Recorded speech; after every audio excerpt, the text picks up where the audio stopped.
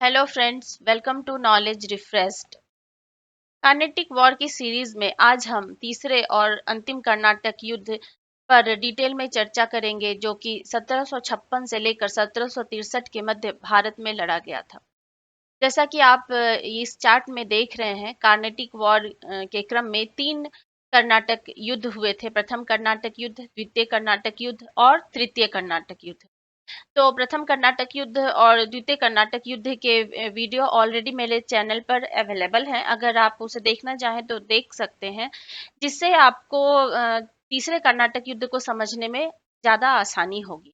लेकिन फिर भी मैं यहाँ पर आपको एक ओवरव्यू दे देती हूँ, ताकि एक बार रिवीजन भी हो जाएगा जिन्होंने देखा है उनका, और कॉन्सेप्ट भी क्लियर हो जाएगा। तो सबसे पहले हम बात करते हैं फर्स्ट कार्नेटिक वार की, जो 1746 से लेकर 1748 के बीच लड़ा गया था, जिसके कारण कहाँ थे मौजूद? यूरोप में मौजूद थे।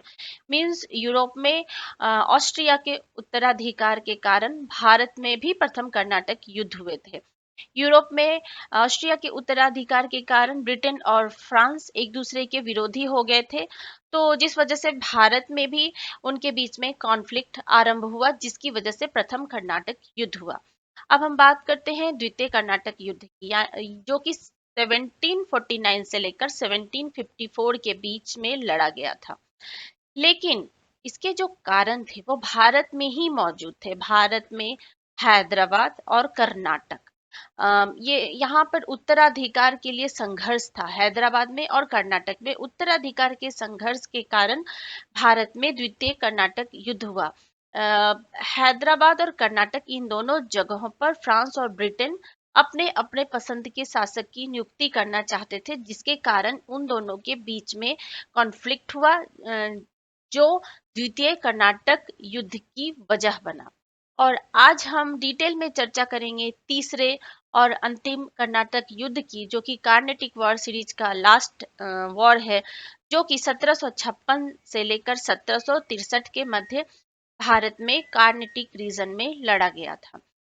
तो इसके जो कारण थे, इसके कारण भी यूरोप में मौजूद थे। मीन्स इसकी वजह भारत में नहीं थे, यूरोप में ऑस्ट्रिया और प्रसा, ये जो दो देश थे, वो सेलेसिया, ऑस्ट्रिया और प्रसा, सेलेसिया पर अधिकार को लेकर आपस में संघर्ष कर रहे थे। ऑस्ट्रिया का सपोर्ट फ्रांस कर रहा था और प्रसा का सपोर्ट ब्रिटेन कर रहा था। तो इसी क्रम में भारत में भी ब्रिटेन और फ्रांस की जो फैक्ट्री थी, उनके जो भी व्यापारिक केंद्र थे, वहां पर उनका आपस में संघर्ष आरंभ हुआ, जिसकी परिणति तीसरे कर्नाटक युद्ध के रूप में हुई, जिस पर अब हम डिटेल में चर्चा करेंगे। जैसा कि मैंने आपको बताया कि यूरोप में 1756 और 1763 के मध्य सप्तवर्षीय युद्ध चल रहा था। तो इसी सप्तवर्षीय युद्ध की वजह से भारत में तृतीय कर्नाटक युद्ध की शुरुआत हुई। तो जब यूरोप में सप्तवर्षीय युद्ध 1756 से आरंभ हुआ, तो शुरुआत में तो किसी भी तरह का कॉन्फ्लिक्ट भारत में नहीं हुआ, यानी कि 1756 तक किसी भी तरह का विरोध फ्रांसीसियों और ब्रिटेन के बीच में नहीं देखा गया भारत के अंदर। लेकिन 1757 में एक बहुत ही महत्वपूर्ण लड़ाई लड़ी गई थी।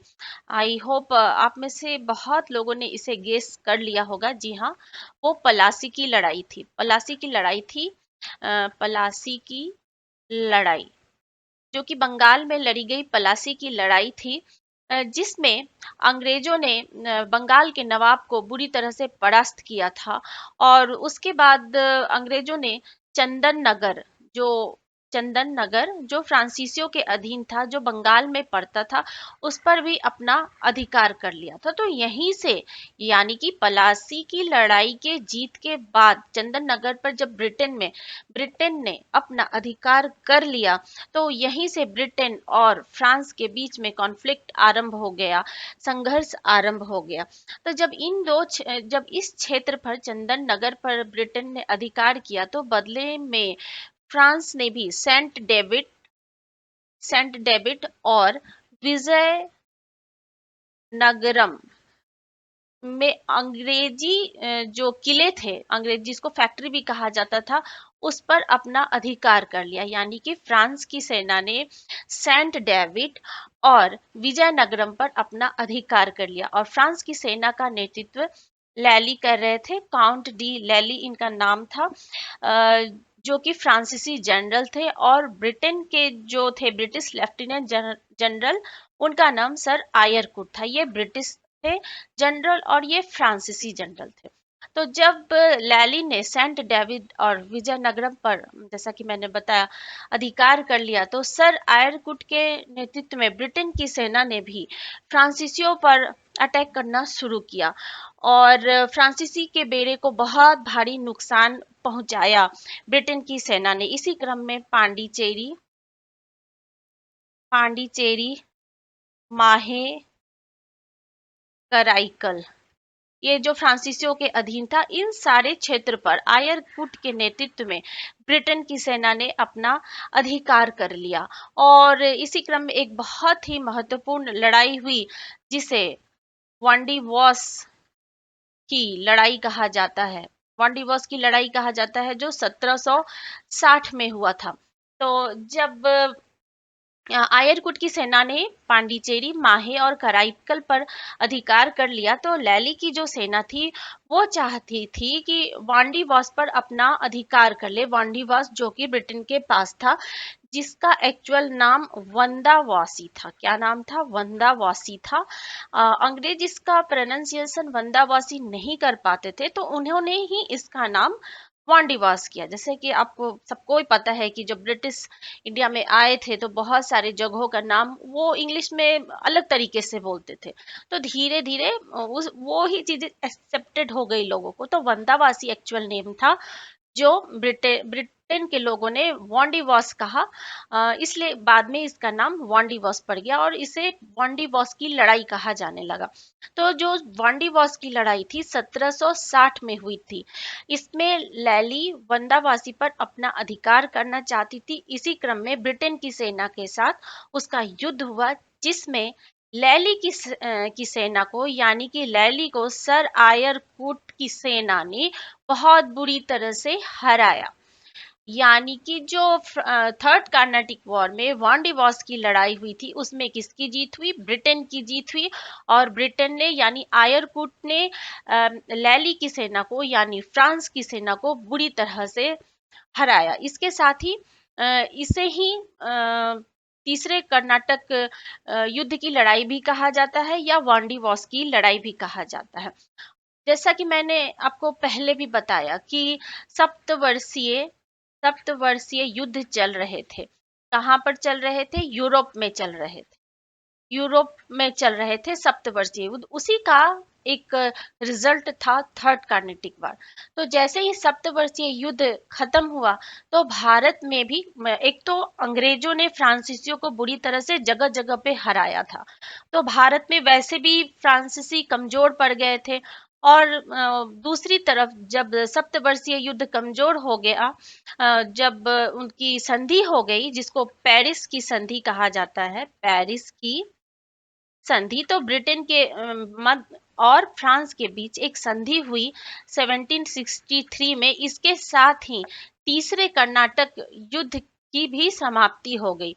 यानी कि सप्तवर्षीय युद्ध जब ब्रिटेन में समाप्त हो गया, तो उसके साथ ही भारत में भी पेरिस की शांति संधि के साथ तीसरे कर्नाटक युद्ध की समाप्ति हो गई। और तीसरे कर्नाटक युद्ध में ब्रिटेन हावी रहा था फ्रांस पर, यानी आयरकुट की सेना लाली की सेना पर हावी रही थी और बुरी तरह से फ्रांसीसियों को हराया। वीडियो में हम देखेंगे कि पेरिस की संधि 1763, इसके क्या क्या पॉइंट थे, किस तरह से ब्रिटेन ने फ्रांसीसियों को भारत में कमजोर किया। फ्रांसीसियों के भारत में कमजोर स्थिति की वजह कहीं ना कहीं पेरिस की संधि थी, क्योंकि भारत में फ्रांसीसी जगह जगह पर हार रहे थे और हार के बाद उनकी कमजोर स्थिति का ब्रिटेन ने फायदा उठाया और कुछ क्लॉज को पेरिस की संधि में भी डाले। तो उसमें जो सबसे महत्वपूर्ण अगर हम देखते हैं, तो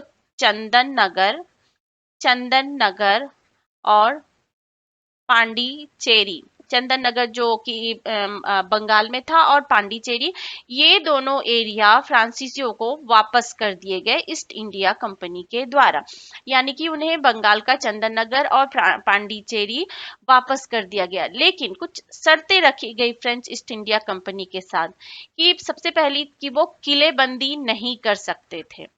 क्या नहीं कर सकते थे? किलेबंदी नहीं कर सकते थे। फ्रेंच ईस्ट इंडिया कंपनी को किलेबंदी पर रोक लगा दिया गया। और दूसरा, सेना भी फ्रेंच ईस्ट इंडिया कंपनी नहीं रख सकती थी। फ्रांसीसी ईस्ट इंडिया कंपनी को सेना रखने पर रोक लगा दिया। ब्रिटिश ईस्ट इंडिया कंपनी तो सेना रख सकती थी, लेकिन फ्रांसीसी ईस्ट इंडिया कंपनी सेना नहीं रख सकती थी भारत में।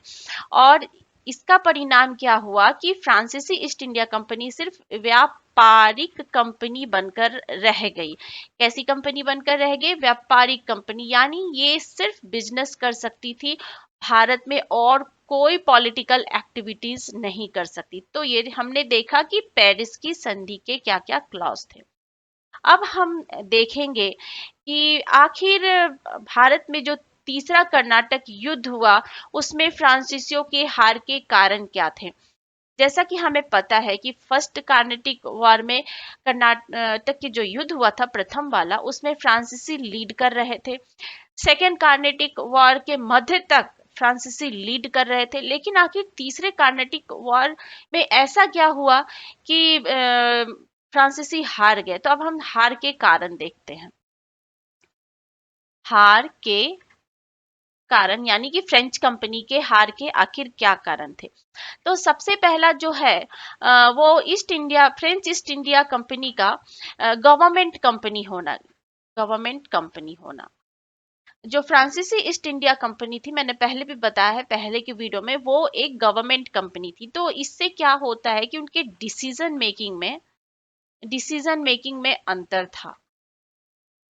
डिसीजन मेकिंग में अंतर था फ्रांसीसी ईस्ट इंडिया कंपनी में। वही जो ब्रिटेन की ईस्ट इंडिया कंपनी थी, वो प्राइवेट कंपनी थी, तो उनकी डिसीजन मेकिंग, उनकी पॉलिसी अलग तरीके थी। तो ये भी एक महत्वपूर्ण कारण था फ्रांसीसी ईस्ट इंडिया कंपनी की हार का। दूसरा, डुप्ले को वापस बुलाना। डुप्ले को वापस बुलाना। फ्रांसीसी गवर्नर जो डुप्ले था, वो उसकी डिप्लोमेटिक पॉलिसी बहुत ही यूनिक थी।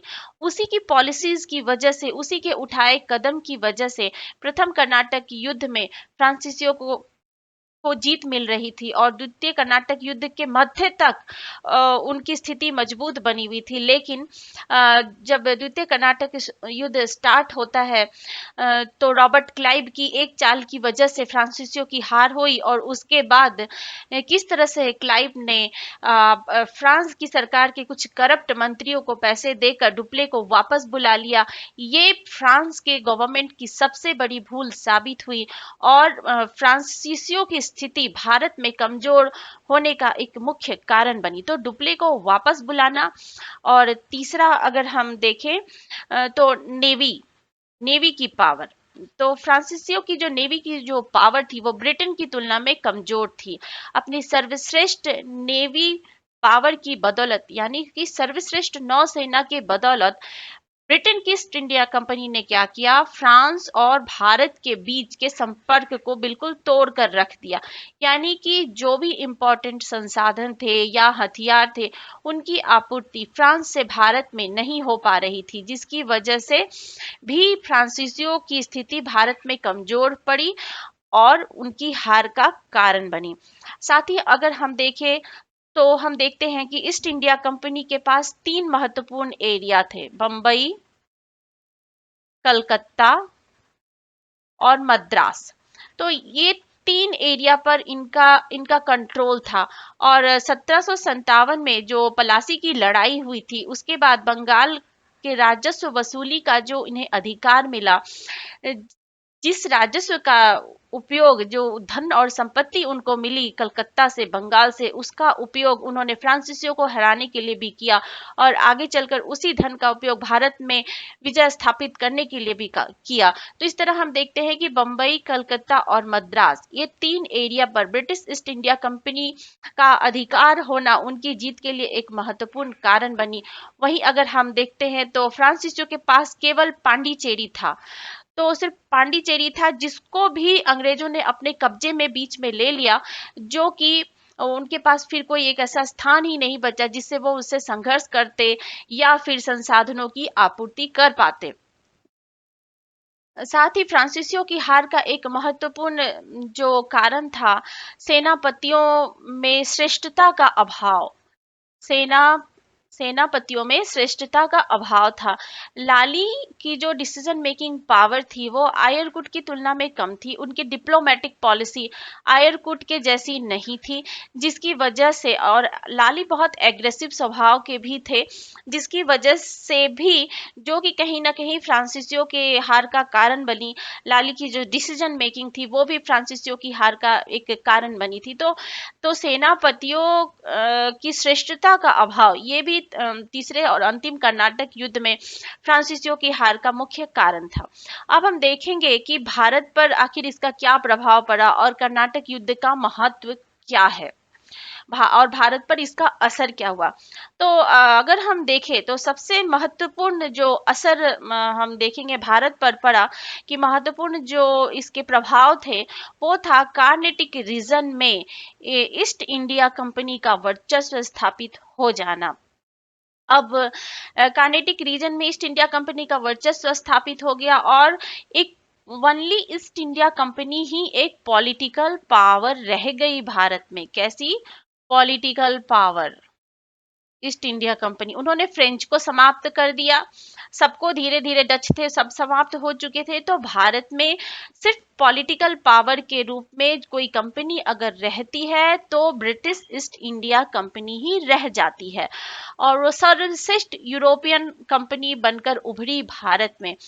और जो पेरिस की संधि हुई थी उसके तहत फ्रेंच ईस्ट इंडिया कंपनी सिर्फ व्यापारिक कंपनी ही बनकर रह जाती है। उन्हें वो किलेबंदी भी नहीं कर सकते थे, साथ ही साथ वो अपनी सेना भी नहीं रह सकते थे। तो फ्रेंच ईस्ट इंडिया कंपनी सिर्फ व्यापारिक कंपनी बनकर रह जाती है, और जो ब्रिटिश ईस्ट इंडिया कंपनी है व्यापारिक के साथ साथ पॉलिटिकल एरिया में भी मजबूत होते जाती है। और फ्रेंच जो है सिर्फ पुडुचेरी तक ही सीमित रह जाते हैं, पुडुचेरी तक सीमित रहते हैं, और 1954 में भारत में पुडुचेरी को मिलाया जाता है। उस समय तक फ्रांस के अधीन रहता है पुडुचेरी। पुडुचेरी, कराईकल, ये सारे एरिया फ्रांसीसियों के पास रहे वनली। बाकी सारे एरिया में अगर हम देखें तो कलकत्ता, बम्बई और मद्रास, इन सभी जगहों पर धीरे धीरे ईस्ट इंडिया कंपनी का वर्चस्व स्थापित हो जाता है, और अगले 50 सालों में पूरे भारत में ये अपना शासन स्थापित करने में सक्षम हो जाते हैं, और भारत में औपनिवेशिक शासन की स्थापना का रास्ता साफ हो जाता है।